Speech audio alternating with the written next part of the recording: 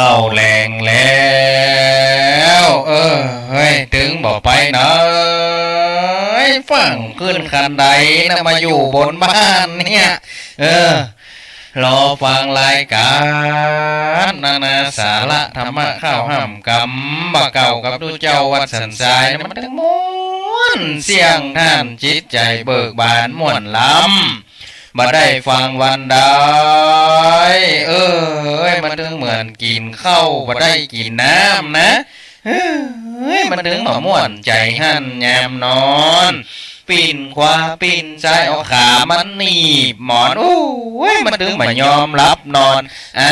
วอนข้าวซอยวอนข้าวซอย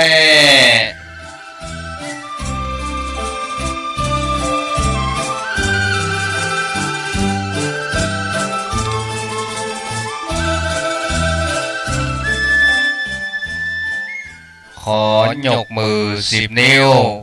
แต้มไตรไวสาพระมหาเถรานุเถระเจ้าคณะพระสังฆาธิการครูบาอาจารย์จุตนจุองค์ด้วยความเคารพขอเจริญสุขเจริญปอนมายังศรัทธาสาธุชนพุทธบริษัทป่อหมอกศรัทธาหิป่อหิแม่คนเฒ่าคนแก่นักปราชญ์ผู้รู้ป่อครูแม่ครูทุกท่านสำหรับค่ำวันนี้เฮามาปะกันรายการนานาสาระธรรมะข้าวห้ำกำบะเก่ากับตุเจ้าวัดสันทรายตำบลหนองแก้วอำเภอหางดงจังหวัดเชียงใหม่ผ่านดังขึ้นสถานีวิทยุ FM 96.0 เมกะเฮิรตซ์ห้องส่งวัดหยังกวางขึ้นของวัดพระธาตุเจ้าดอยสุเทพป่องหมอกสถาแล้วฟังร่วมกันแถมขึ้นสถานีหนึ่งก็คือ FM 104.50 เมกะเฮิรตซ์ของวัดฝ่ายหินตำบลสุเทพอำเภอเมืองจังหวัดเชียงใหม่พระป่องหมอกสถาฟังทาง YouTube ก็พิมพ์ YouTube วัดฝ่ายหินเข้าไปก็จะได้ยินเสียงทุเจ้าวัดสันทรายจัดรายการข้าวห่ำกำบะเก่าคือป่องหมอกสถาเฮาฟังในค่ำนี้ป่องหมอกสถาเฮาค่ำนี้กินข้าวน้ำข้าวแรงกันกำอย่างพ่องป่องหมอกสถาเป็นจะได้พ่องที่ไหนตังใดมีงานโชงน้ำพระธาตุพ่องที่ไหนตังใดฝนตกพ่องป่องหมอกสถาวันนี้หลายที่หลายทางก็คงจะเตรียมงานจัดงานส่งน้ำพระธาตุวันพุธนี้วันเสาร์วันฮือวันติดก็คงจะเป็นหลายที่หลายทางของป่องหมอกสถาก็รักษาหีทอยวัฒนธรรมประเพณีของเฮาไว้ป่องหมอกสถานี่ล่ะหีดเก่าหอยหลังของเฮาป่องหมอกสถาช่วยกันอนุรักษ์รักษาไว้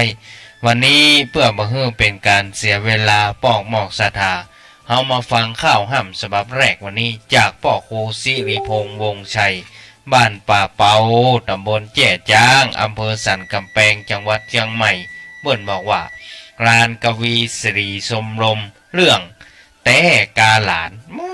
มันจะแต่ก็ว่าบาแต่ลองไปฟังแล้วแต่กาหลาน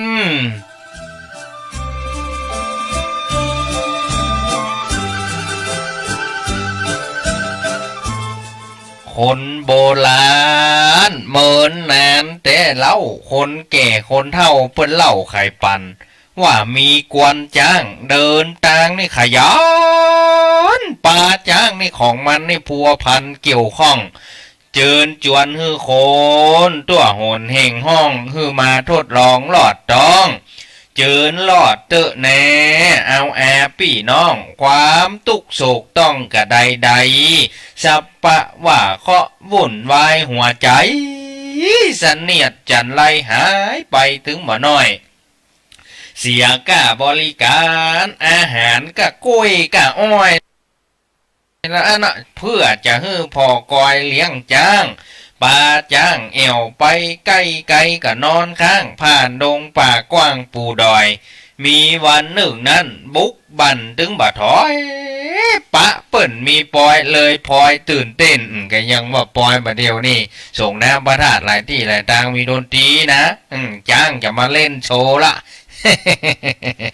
เอินเปล่าออกไปถ้าไผ่ไข่เล่นนี่นะข้ามีประเด็นบอกไว้ลองหาหนทางฮื้อจ้างนี่ใส่กระโดดสูงได้สุดแดนโดดสี่ขาพร้อมจะยอมจ่ายเงินแสนนะเป็นก้าตอบแทนวางแผนกันได้ส่วนก้าลงขันสำคัญแต่ใบขอเป็นเงินไทย500ฝูงคนหลวงหลายยิงใจใหญ่น้อยเรียงกันเป็นถ้อยมาลองนับตั้งแต่เจ้าเงินเข้าเป็นกองพ่องก็เอาหินยองได้ตึงบ่าห้องตามเป้า ใกล้ค่ำแล้วนะมีตาแก่เท่ามาลองขอเอาข้อแม่ว่าแต่กาหลานถ้าขานจริงแต่นะลุงจะขอลองแก้สักกรรมแต่นาป่อไทยอย่าได้ถลำ500กับมาตำอย่าทำเป็นเล่นเงิน500นั่นไม่ใช่น้อยๆนะอดีตผ่านป่าก็ทำท่าตื่นเต้นนะทำแปลงใจเย็นเอาไว้500เอาใส่ขันนะเตียวฝันเสาะไส้เก็บก้อนหินได้หมอกงามก้อนหินไว้ถึงบ่ได้ผีพามแล้วก็พยายามเตียวตามแต่ได้หลอดต้องจ้างไป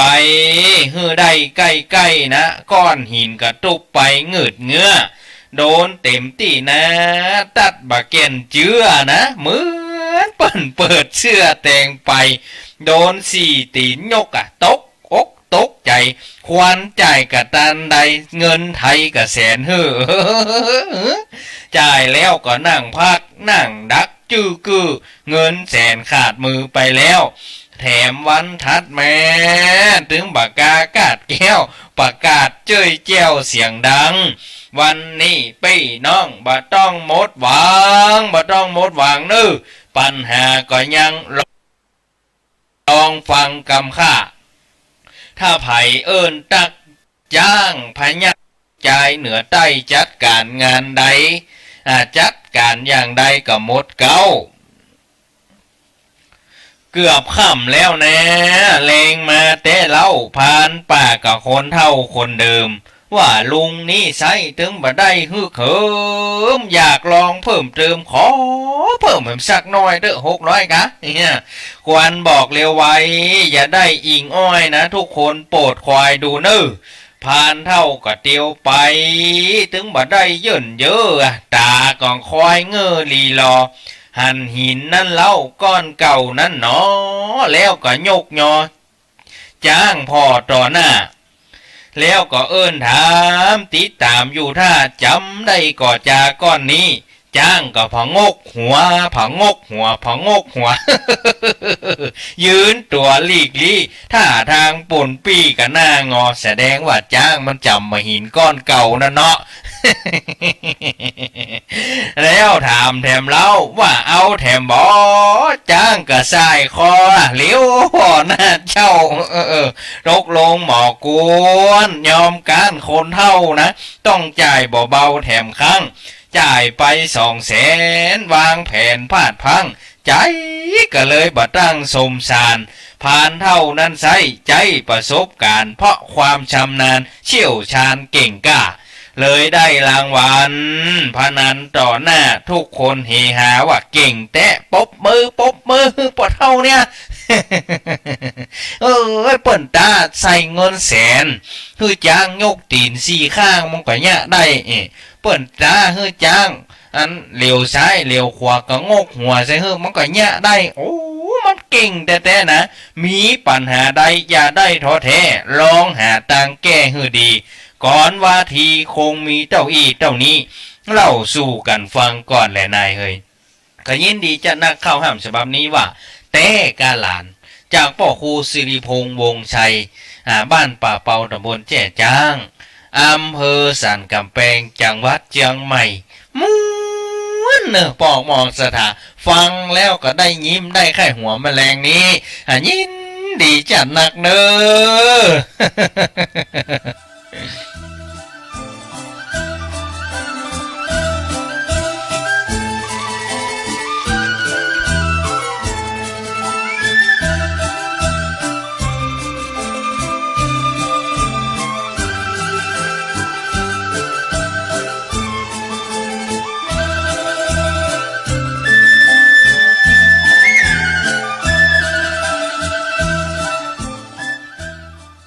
เนี่ยปอกหมอกสถาตกตาเปิ่นเป็นดีไข่หัวตกตาตัวเป็นดีไข่ให้บัดได้นะตากันไปเลยนี่นะนี่ไปตากันใส่เงินแสนเฮาก็เคยตาเหมือนกันนะใส่เงินแสนเหมือนกันนะยังมาได้จ่ายก็เปิดเลยนี่ตากันบอกหมดสถานเนี่ยเป็นธรรมดาฟังข่าวห้ำแต่กาหลานจบไปแล้วปอกหมอกสถากันเดียวช่วงใต้รายการเดี๋ยวปอกหมอกสถาวันนี้เจอปอกหมอกสถาเปิดสายโทรเข้ามาอู้กันเด้อช่วงใต้รายการเฮามาฟังข่าวห้ำแห่งฉบับหนึ่งวันนี้เพื่อบ่ให้เป็นการเสียเวลาบักเกยลืมอ้ายนะบักเกยลืมจะได้ ข่าวห้ำฉบับนี้มาจากฝีปากของพี่อ้ายนิเทศสุวรรณอักษรสมาชิกชมรมฟื้นฟูกวีล้านนาไทยหมายเลข76 4 แยกห้วยแสลตำบลหนองป่าสวายอำเภอบ้านโฮงจังหวัดลำพูนเรามาฟังข้าวห้ำบอกเกยลืมอ้ายจากพี่อ้ายนิเทศสุวรรณอักษรได้แล้ว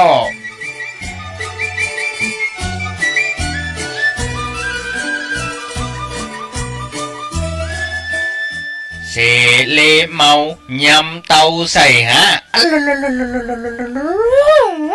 มันจะเหมาะว่ะฮะยำเตาใส่ฮะเนี่ยเสเลเมายำเตาใส่ฮะไผว่าเฮือข้าว่าขี้ลืมเหียฟังว่าเตื้อเตอะใจน้องจักเสียใจจักอ่อนเบียเมื่อฟังกำอ้ายนิเทศอีนายใครจะตอบชายว่าฮือปอดใจพ่องเตอะป่อใจขี้ลืมก็ถึงมีปันเลอะนะบ่ท่าว่าฮือตัวยิงอ้ายอมเมียงแล้วยังลืมใส่ขิงมาว่าฮือยิงนี่ลืมกำโอ้ข้าเจ้าได้ยินคนคิงปอโลอ้ายลองกึดดูจำไว้เจ้าบอกเคยลืมเนื้ออ้ายปี่ไทยตีได้ฟู่อู้อย่างไป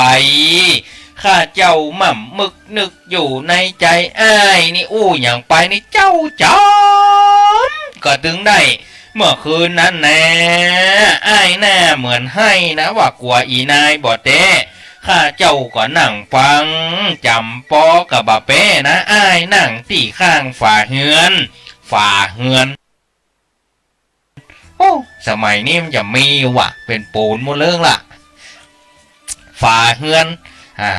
ไม่เป็นเนาะหมูจักอะมาเดี๋ยวนี้รุ่นใหม่ขึ้นมาเนี่ยนะฝ่าเฮือนเนาะบึดนั่งบึดลุกไผตึงกับบะเหมือนขึ้นเฮือนลงเฮือนมา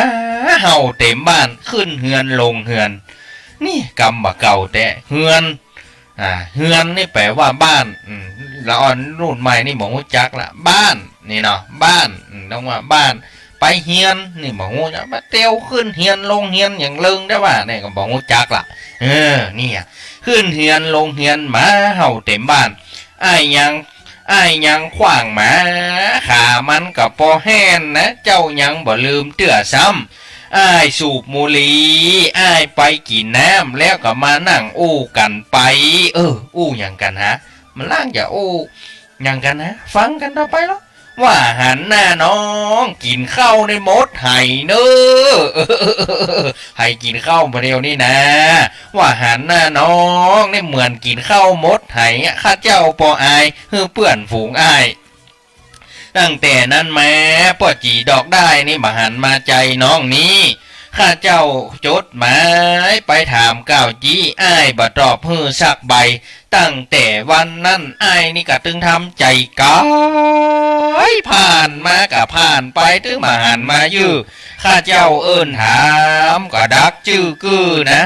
ป้อยอดบุญหรือถึงบ่ตักน้อยอกมองใจข้าเจ้าจัดนักย้อนตัวพี่อ้ายใจดำจะว่าไปนักก็กลัวทะลามเฮานี่คนถึงบ่แงมเปิ้นถึงบ่ไข่ได้เปิ้นน่ะบอกกึดถึงคืนที่เปิ้นให้นะขึ้นเฮียนลองเฮียนน้องจันข้าเจ้าก็กองแหตั้งแต่วันนั้นบ่หันหน้าอ้ายเหียเลยอ้ายหันน้องแล้วแต่ทำเมินเฉยเหมือนกับบ่เกยนะหูจักข้าเจ้า กำอู้อ้ายมีเดิมทีเก้าเงานะลืมเหียแล้วกาพี่น้อยเนี่ยกะลืมอายแล้วกาละน้องสัญญาใหญ่ว่าใจดำ มาว่าฮื้อยิงได้มองต่ำก้อยอ้ายบ่ห่วงห้วยอะไรอันกำฟู่เก้าเอาไว้ที่ไหนบ่เก็บใส่ในหัวใจของอ้ายคงเก็บใส่โถงยัดลงสาฝ้ายนะก็ว่าทำลายเหี่ยแล้วนกคุ้มปะตายังมาถูกเหี้ยวยังมาถูกบ่วงกายันดวงอยู่ในไม้ไผ่นี่พ่อถึงมาหันในจักตายสักวันนะเปื่อนกบะแห่ แต่กะวางไปเตอะแห่ไปตกนกนี่นะปนึงว่านะปอนมันแห่กันอ้ายเป็นควายคงได้ถูกแช่จุนหลังปอลายแตกเบอะอ้ายจะลืมยิงก็ลืมไปเตอะแต่ตัวข้าเจ้านี่ถึงมาลืมข้าเจ้ายังหักเหมือนเข้าติดหืมถึงมามีวันลืมสักเตือนเนอเจ้านี่กะเข้าติดหืมฟืมติดฝ้ายเนาะปอกหมอกสายปล่อยแม่กำบะเก่าดีกำบะเก่าดียังเกิดเติงแหอยู่กู้คาบเข้านะบอกว่าไงแรงค่ำเจ้าแมวนี่มันอยู่เต่าไฟไก่นี่มันอยู่ในเล้าปะลูกยังถามหาอ้ายตึงวัน ว่าอ้ายคนนั้นเปิ่นไปไหนกันถึงมาหันแน่มันแม่เอี่ยวบ้านข้าว่าเมินแล้วล้อบ่ได้หันแน่นะเอ้ยเปิ่นท่าบ่มาแถมแล้วข้าเจ้าบอกมันว่าเปิ่นถูกเหี้ยวของสาวต่างบ้านเหียกามาก็ฝังลูกขึ้นมาไข่จะไอตัวขวางหาในถึงมาก็ได้ ไปไหนจ้างบ้านหาตึงมันไส้นะที่มันขวางหาวันนั้นข้าเจ้าก็บอกมันว่าอ้ายพี่จานเปิ้นก็ขวางเล่นบ่ได้มันฝังโตแย่งหาเนี่ยเจ็บว่าจะตายไก่เจ้ปูลายไข่หูสอบสู้ จะแต่งไปแง้วจะว่าข้าเจ้าเนี่ยมันขี้อู้นะน้องขอทูลเราหยอบยังวันหน้าวันตา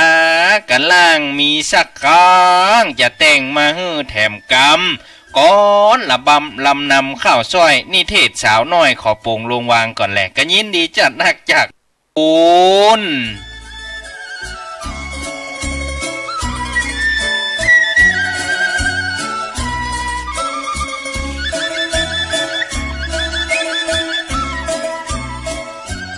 บอกเกยลืมอ้าย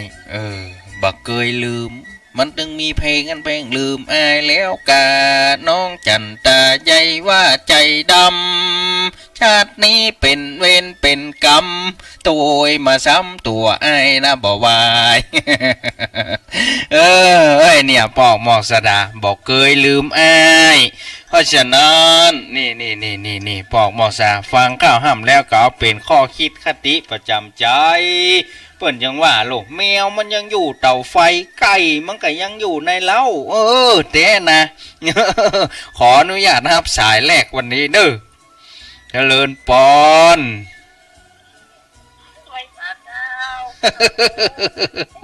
วันนี้แหละม่วนนี้เนาะ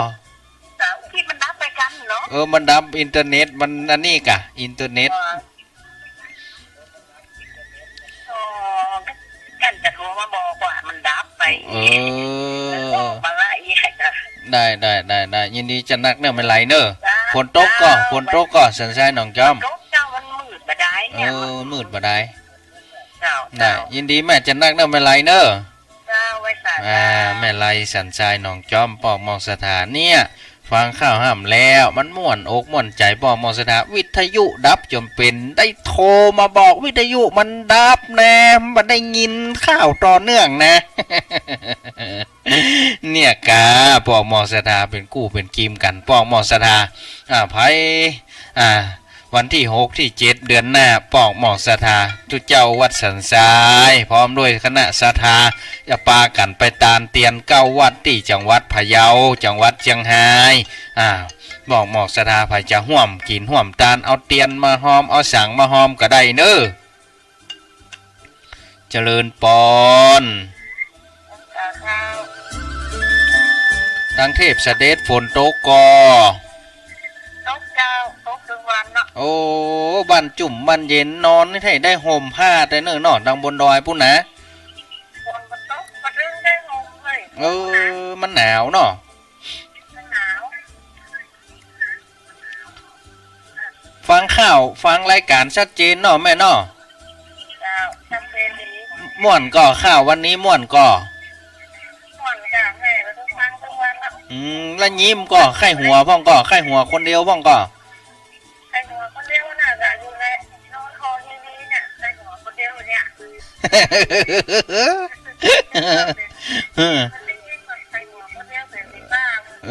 น่ากะเฮามีความสุขลูกแม่ไข้หัวไปเด้อไปเด้อว่าหยังเฮาจะได้ซื้อมาลูกเนอะยินดีแม่จะนักเนอะแม่นวลเนอะได้บุญรักษาแม่เนอะได้กะแม่บุญรักษาเนอะเจริญปอนเอาสำเนียงนี่มาตึงตังแก่โฮมพวกเนาะ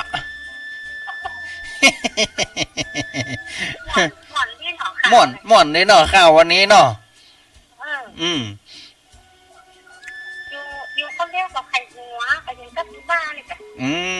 กันในวันกันนะกะไข่หัวป้ายกะแม่มีความสุขมันได้ซื้อไข่หัวลูกเนาะปันต้นกับจ้า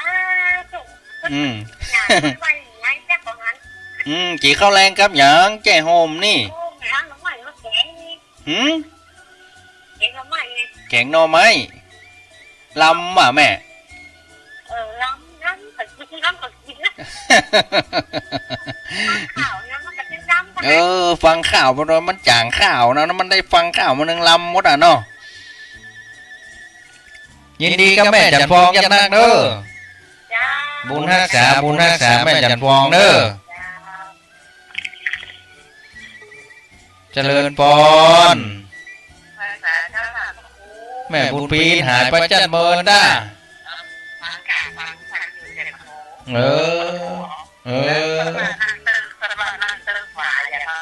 นั่งตึกฝาเนาะ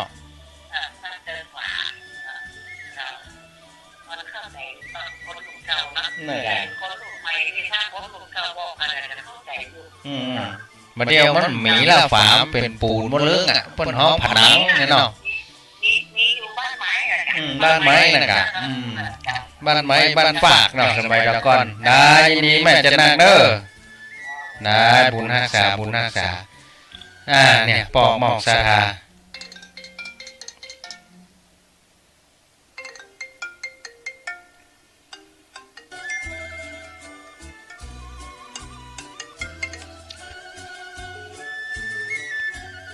เดี๋ยวเนอะสายซ้อนกันเจริญปอนแม่ได้ยินนะเนาะได้ยินเนาะบ้านแม่เป็นป่าเลยเนาะเป็นฝาอยู่เนาะป่าจากป่าไรอำนะอากาศมันรักษา บักเก่าเฮาไว้มันหวานนี้นะมันบ่ฮ้อนนะบ่ฮ้อนเนาะบ่ฮ้อนนอนปุ๋ยนอนฝาได้ยินดีกับแม่จันนักเนอะแม่เนอะปาตานขวาเด้งได้เข้าห้ามม่วนเนาะไปแอวหายายโสมพ่องก็ไปแต่พี่กับไปท่าเหลือขอเบอร์โทรลืมแบบมั้งบ่ได้โอ้การผู้ฟังก่ะอันไปฝั่งนะจ๊ะไปหาหมอมาอย่าท่าน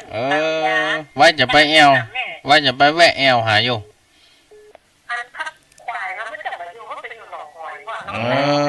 ได้ยินดีแม่จะนั่งไว้โทรหาหลังไม้เอาเนอะแม่เนอะได้บุญรักษาเนอะแม่เนอะ